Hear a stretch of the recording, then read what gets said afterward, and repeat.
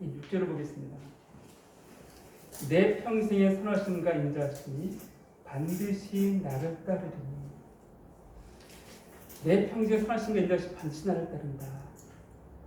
어른분이 말씀하시기를 그리스도의 돌보심 안에 있는 사람은 어떤 두려움이 생기고 어떤 고난에 부딪히고 어떤 환난이 닥쳐온다 해도 그 모든 혼란으로부터 결과적으로 선이 이루어진다는 걸 깨닫는다.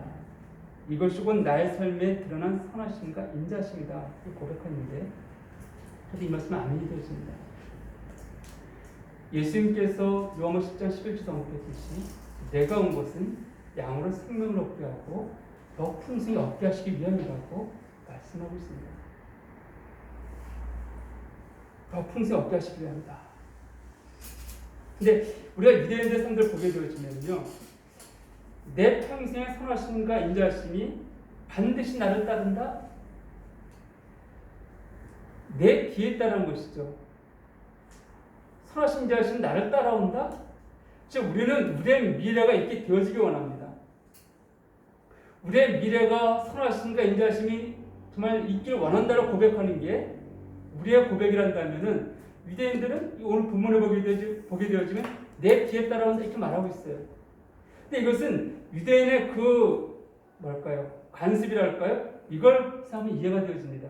유대인들은요, 미래를 말할 때 그냥 미래에 대한 막연한 것이 아니라 내 삶을 돌아보면서 그런 미래를 말하는 것이에요. 내 삶을 돌아볼 때 이렇게 하나님께 인도하셨기 때문에 앞으로도 이렇게 인도하실 것이다. 이게 유대인의 생각입니다. 다시 말씀드리면 내 평생의 선하심과 인자하심이 나를 따른다 이 고백은요, 내 삶을 돌아보니까 이 선하심과 인자하심이 있었다.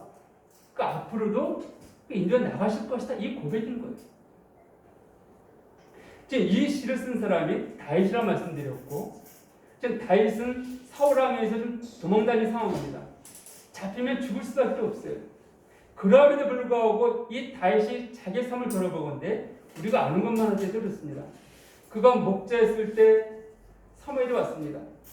근데 형들 가운데 누구한테 기름 붓지 아니하고 하나님께서 다윗을 칭찬하셨습니다. 데리고 오게 하셨어요. 그의 머리에 기름을 부으셨습니다. 또 다윗이 그 목자의 삶을 살 때 사자와 곰의 공격이 있었지만 하나님께서 잘 지키셨다고 고백하고 있습니다. 보호하셨다는 거예요.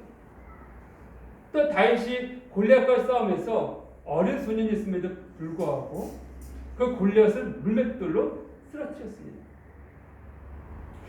이런 모든 삶들이 다윗이 경험했던 삶이에요. 지금 비록 사울왕이 쫓겨 도망가는 가운데 있지만 요나단과의 그 사랑의 관계를 통하여서 사울왕의 마음을 알게 되어졌고 미리 피할 수 있었습니다. 이렇게 보았을 때 내 삶에 많은 어려움이 있었지만 이렇게 내 삶에 인도하신 걸 바라보았을 때 앞으로도 그 선하심과 인자하심 나와 함께 할 것이다 이 고백을 하고 있는 것입니다. 여러분의 삶들은 어떠합니까? 전 제 삶을 바라보게 되었지만 제가 가진 것도 없고 모으는 것도 없습니다. 그러니까 좀 깜깜해요. 인간적으로 보게 되었지만 작년에 이제 구단지가 분양을 할 때 제 아내가 이제 제 딸내미랑 같이 해서 천양을 집어넣습니다.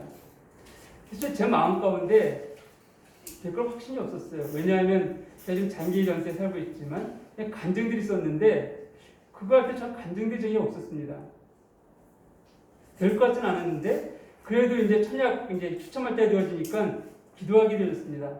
하나님, 근데 이게 되어지면은 차익이 좀 이렇게 많이 생기게 되어지는데 그럼 제 노후로 좀 이렇게 좀 준비할 수 있지 않을까요? 이런 마음이 들면서 기도를 좀 했습니다. 근데 역시나 하나님께 허락하지 않았어요. 근데 그럼에도 불구하고 참 주의 인도하심을 상할 때 참 제 앞날이 어떻게 될지 알지 못하지만 분명히 그분께서 제 인생 가운데 또 저희 가정 가운데 계획이 있음을 고백하게 되었습니다. 제 아내가 있지만은 제 아내가 지금 일하고 있는데 그 상황한테 좀 많이 감사가 되어져요. 저에 대한 것은 여러 번 있었지만 제 아내가 여기 일하게 되어질 때 분식집 하다가 일을 하게 되어졌습니다. 근데 그 분식집 하기 전에는 또 이제 결혼하고 얼마 안 있다가 다른 회사에서 업무를 보았는데 뭐 이런 회사였기 때문에 사장하고 제 아내밖에 없었어요. 근데 격일 겸뭐 거기서 그분한테 배우는 거죠. 다 배우면서 했는데 한 가지만 그분이 안 가르쳐줬습니다. 뭐냐면 부가세 신고하는 거예요. 그건 세금이나 연관이 있기 때문에 그 사장이 직접 했다고 합니다. 왜냐하면 세금을 좀 빼려고, 쉽게 하면 이제 뭘까요? 덜 신고해서 세금을 좀 이제 빼돌리려고요. 근데 안 가르쳐줬다는 거예요. 근데 그거 하다가 어쨌든 장사를 하게 되어지고 분식집을 하게 되었습니다. 한 1년 넘게, 1년 좀 넘게 하면서 그냥 현상 유지만 하고 있었다가 제가 아는 형제가 하안동 저쪽에 잠실 밑에 그 하안동 분당 쪽에 큰 학원에 원장으로 형제가 있었는데 스카우트에서 일로 왔어요. 어느 분이 이쪽에 목동 지역에다가 학원을 내려고 건물을 사고 학원을 이제 샀는데 거기 스카우트로 왔습니다. 근데 그 형제가 몸에 장루 있으면서 저는 잘 알고 있는 형제인데 여기에 잘 알지 못하니까 병길 좀 구해주십시오 그랬어요. 그래서 제가 아는 자매 소개시켜줬는데 그 자매가 자기 일하기 좀 어렵다라고 이제 상황이, 그래서 결국은 못 해줬고 계속 요청이 오는 거예요. 자기가 집이 워낙 멀기 때문에 이쪽에 아는 사람이 없습니다. 좀 알아봐 주십시오.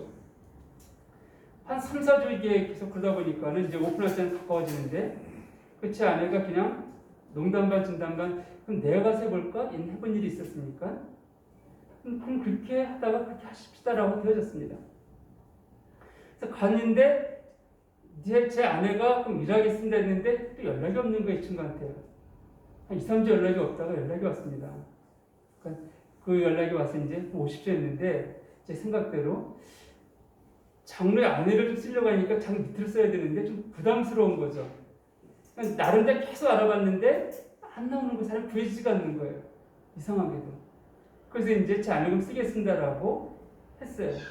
근데 이제 그 일하는 거 보고 하니까 이 정도면 충분히 하겠다라고 하고 이제 그 먼저 스카우트 한 분한테 마지막으로 이제 인사시키러 갔습니다. 영자가 이제 소개시켜주고 했는데 그분이 쭉 하다가 잘하시겠네 하면서 하다가 부가세 신고해 보신 적 있으신가요? 라고 물어봤는데 그건 안 해봤습니다. 근데 그건 뭐 금세 할 수 있습니다. 어렵지 않으니까. 아 그러세요? 알겠습니다. 그리고는 헤어졌습니다. 근데 며칠 전에 연락이 없는 거예요. 한 3, 4일 또 지나더니 그 형제한테 연락이 오기를 그분께서 나는 안 되겠다, 제 아내는. 너무 좀 당황스러웠습니다. 아니, 일 잘하는 사람을 그렇게 하려고 해서 이게 왔는데 한 달 반 이상 우리가 일을 하다가 다른 걸 하게 되었으면 마음이 좀 붕 뜨죠. 한 달이면. 이게 좀 뭡니까? 라고 이런 상황까지 마음이 좀 붕 떠있고 이런 상황 가운데 있는데 제가 아는 형님이 그럼 여기에 한번 이력서를 넣으라고. 지금 일하는 데를 소개시켜줬습니다. 처음에 그곳을 말했으면 아마 안 갔을 거예요. 그냥 가게를 하고 있으니까는. 근데 계속 하다가 안 되어지고 여기 하려고 했는데 캔슬 되어지면서 많이 붕 떠져 있으니까 가게 되어졌습니다. 지금까지 가서 일한 지 한 1년인가 지났을 때 허리 디스크 때 허리가 이제 수술을 받게 되어지고 아마 분식가게 됐다면 못했을 겁니다. 허리 수술이 뭐 허리가 완전히 나간 상태였기 때문에 그러면 지금도 일하지 못하고 아마 뭐 어려웠겠죠. 근데 마치 제가 이런 상황 가운데 있을 때 이런 곳에 그 경찰 아내가 하는 일을 맡고 있던 분이 그만둔다 했던 거예요. 얼마 안 되어집니다. 한번 보십시오. 처음에 만약에 제가 부가세를 배웠다란다면 거기 일했을 거예요. 학원에서요. 근데 학원은 2년 만에 문을 닫았습니다. 그럼 또 붕 떴겠죠. 또 그 시간들 그 원장이 이영재가 한 달에도 불구하고 계속 미루고 역선 미루고 적선 미루면서 한 달 반 이상 시간이 지나면서 그 타이밍에 그분이 그만두게 된 거예요. 이게 보입니까요? 내 편에 선하시고 인자하시면 정말 나를 따르리. 이 하나님은 내가 믿고 의지하는 하나님이기 때문에 앞으로 내 앞에 어떤 일이 생길지 모르지만 그분께서 인도하실 거다 확신이 있다는 것입니다. 시편을 보게 되었지만 이스라엘 백성들 가운데 하나님 가장 크게 경험했던 때가 언제입니까? 하나님 인자하심과 선하심을 가장 가장 크게 맛보았던 때가 언제인가요? 바로 출애굽 사건입니다. 이 시편을 보게 되어지면 이 출애굽 사건이 약 80회 정도 언급되어 있습니다. 그럼 77편 한번 볼까요? 대표적인 게 77편인데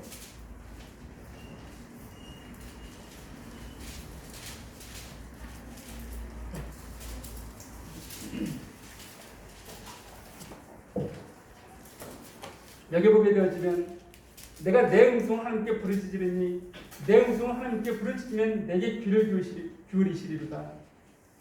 나의 환난 날에 내가 주를 찾았으며 밤에는 내 손을 들고 거두지 아니하였나니 내 영혼이 위로받기를 거절했도다. 내가 하나님을 기억하고 불안하여 근심하니 내 심령이 상하도다. 주께서는 내가 눈을 붙이지 못하게 하시니 내가 괴로워 말할 수 없나이다. 너무 큰 어려움 가운데 있는 거예요. 환난 가운데 있는 거예요. 힘든 가운데 있는 것이에요.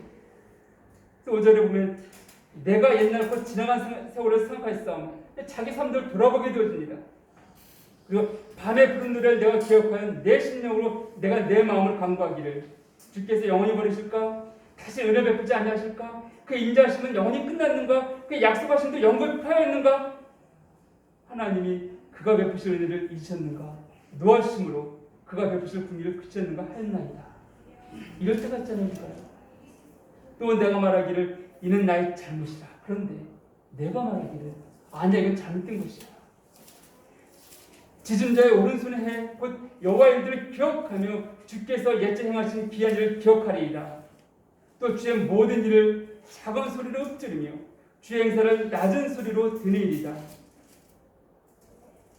넘어가고 15절 보게 되어지면 주의 팔로 주의 백성 곧 야곱과 요셉의 자손을 속량하셨나이다.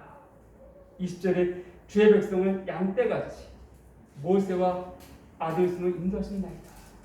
정말로 어려운 가운데 있어 내가 주께 부르짖어도 답이 없고 해결책이 없기 때문에 정말 그분이 나를 잊으셨는가라고 그 고백까지 나갔지만 아니야. 하나님께서 있게 인도하셨잖아.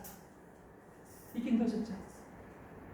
주의 팔로 주의 백성 그 야곱과 요셉의 자손을 속량하셨고 주의 백성 양떼같이 모세와 아론의 손으로 인도하셨나이다. 이게 내가 믿고 의지한 하나님이실 텐데 그 하나님은 내 하나님이실 텐데 왜 내게 그분께서 이런 은혜를 베푸지 않으시겠는가? 이것이 평시의 고백입니다.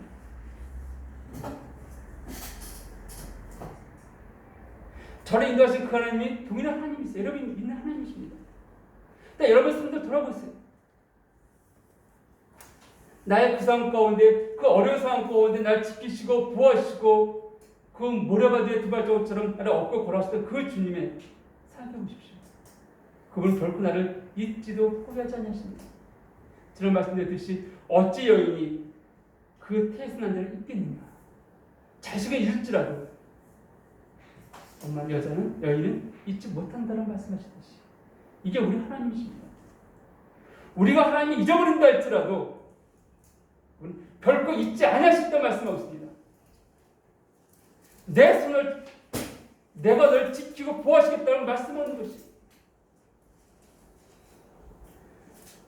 근데 우리가 어떻게 어려워지겠습니까? 우리 고백은 동일합니다. 내 평생이 선하신 인자하심이 정로 나를 따르게. 그다음 마지막 두 번 보니까 내가 여호와의 집에 영원히 살리다. 여호와 나의 목자이시니 시작돼서 내가 여호와의 집에 영원히 거한다라고 말씀하고 있습니다. 여기 여호와의 집이라는 개념은요, 사실 이런 거주공을 말하지 않습니다. 우리가 옛날 분들 말할 때 윤씨 집안 이렇게 하게 되었으면 저희 집안 어떤 가문들 이렇게 말하는 것처럼 이 유대인들은 보통 한 집안에 4, 4대가 같이 살았습니다. 그러니까 예수님에 대해서 말할 때 예수님이지 아니하고 요셉의 아들 예수, 다윗 이세의 아들 다윗 이게 표현하잖아요. 그러니까 이 집이라는 개념은 거주 공간이 아니라 그 집안에 속했다는 것을 의미합니다. 어디에 속해 있습니까? 여호와의 집에, 여호와의 집에, 하나님의 집에 속했다, 하나님의 가문에 속했다라는 것입니다.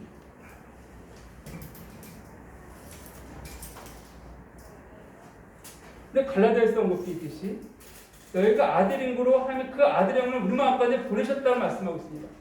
아들이기 때문에 아들을 부르신 거예요. 우리가 다시는 무서워하는 종용을 받지 아니하고 양자형을 받았다라고 로마서 8장 28절에서 언급하고 있습니다. 아니 지금 로마서 8장 16절인가에서 언급하고 있습니다. 예, 그렇죠.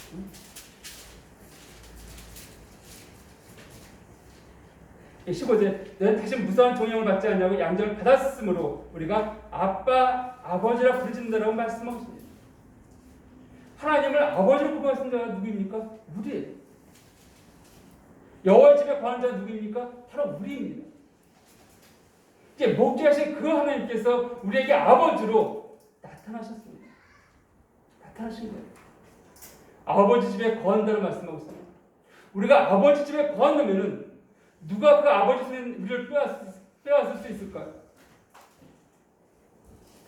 요한복음 10장 11절 보게 되어지면 너희를 내게 준 아버지는 만유보다 크시오매 누구도 아버지 손에서 우리를 빼앗을 수 없다는 말하고 있습니다. 하나님께서 우리를 붙잡으셨습니다. 우리를 택하셨다는 거예요. 근데 누가 우리를 빼앗을까요? 어떤 자들은 말합니다. 내가 믿음을 포기할 수 있지 않겠습니까? 라고 말한 자들도 있습니다. 믿음 포기했다 말한 자들은 처음부터 구원받지 않은 자들이에요. 왜냐하면요. 그 사람은 자기가 하나님보다 큰 자입니까? 아버지께서는 내 손에서 빼앗을 수 없다고 말하고 있는데 나는 그 손을 벗어날 수 있습니다. 이렇게 말하는 거잖아요. 그럼 하나님보다 큰 자잖아요. 구원을 잃어버렸다 말하는 자들은 나는 하나님보다 큰 자다 이렇게 말하는 거예요. 거짓된 자들입니다. 속지 마십시오. 성경 분명히 말하고 있습니다. 만유보다 크시다는 거예요. 하나님께서. 그분께서 날 붙잡고 계십니다. 나를 당신 아들 삼으셨습니다. 우리는 그분을 나의 아버지로 고백하고 있는 것이에요. 우리는 그분의 감을 속한 자입니다. 그래서 로마서 8장 17절 보게 되어지면 너희가 아들인 거로 고난도 받지만은 상속자라 말씀하고 있습니다.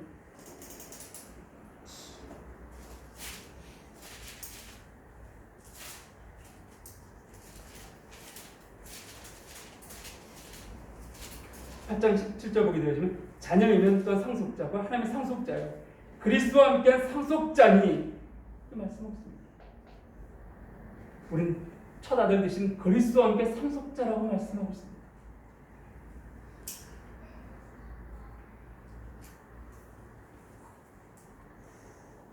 말씀 정리하겠습니다.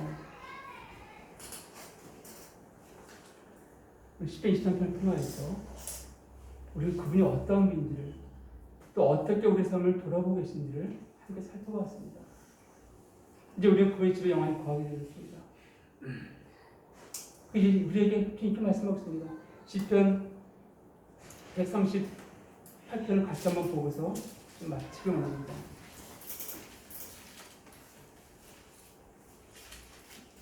네, 135편이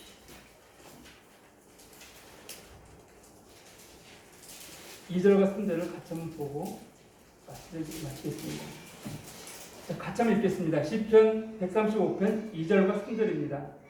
개성경 900페이지인데요. 같이 한번 읽겠습니다. 여호와의 집, 우리 여호와의 성전, 우리 하나님의 성전 뜰에 서 있는 너희, 여호와를 찬송하라. 여호와는 선하시며 그 이름이 아름다우니 그의 이름을 찬양하라. 할렐루야. 이것이 이 시간 우리의 고백만이 아니라 우리의 주님 앞에 가는 그날까지, 그곳에 가서까지도 우리의 고백이 되기를 원합니다. 기도하시겠습니다.